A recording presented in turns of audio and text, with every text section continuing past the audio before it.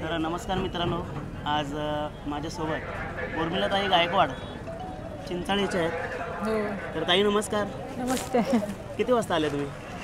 तरी 7:30-8 वाजली की यायला. तर आता तुमचा कितवा पेरा आहे म्हणजे? काय बैलाचं का? हां. नाही, 25मध्ये आपली गाडी पळाली. घरचाच आज साज पळाला. चांगली गटाला तर चांगली निघाली. आता बघूया पुढे कसं होतंय.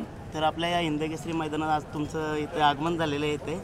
तर या मैदानाबद्दल तुम्ही काय बोलू शकता, पहिले ते सांगा. ही मैदान आता कसं बैलगाडी क्षेत्रातली पंढरी म्हणतात ह्या मैदानाला. आणि त्यातल्या त्यात सुनील मोरे सरकारांचं मैदान म्हणल्यावर एकदम शिस्तबद्ध. हिंदकेसरी मैदानाचा मान आहे, मोठं मैदान आहे. तुम्ही बघतायच क्राऊड किती आहे, भरपूर पब्लिक आहे. पब्लिक खूप आहे. तर आता तुमच्याकडे कुठले बैल आहेत? आता आपली काल एक नवीन खरेदी झाली पार्टनरशिपमध्ये, कंदूरचा राजा म्हणून. आणि अर्जुनचा आपला करार आहेच. 31 जानेवारीपर्यंत अर्जुनचा करार आहे. आणि आता दावणीला 2 बैल आहेत, जीवा आणि गरुडा. आणि अजून एक आहे रुबाब म्हणायचा, पण ती आता मैदानात आणत नाही, निवृत्ती घोषित केली रुबाबची. आणि साहेबराव पाटलांचा एक आपल्या दावणीलाच उतरला आहे, यवतमाळचे आहेत. त्यांचा कैलासराव बी आपल्या दावणीलाच आहे. आणि आता राजा कुठून आणला म्हणजे तुम्ही?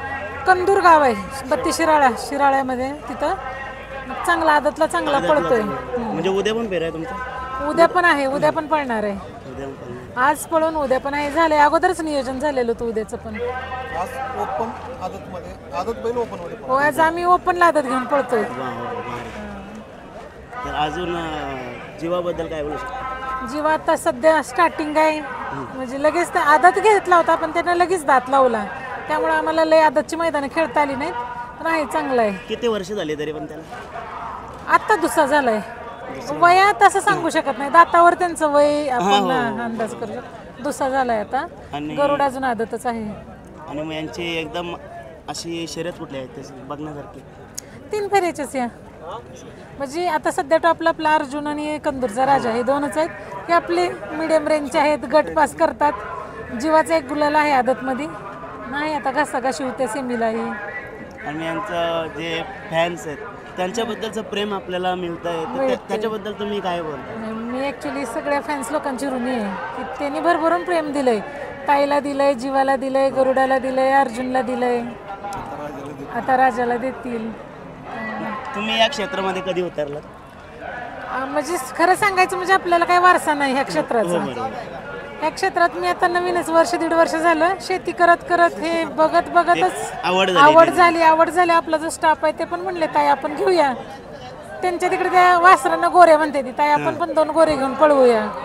मग घेतले. सुरुवातीला काय नाही, पण हळूहळू शिकत गेले ह्या क्षेत्रात.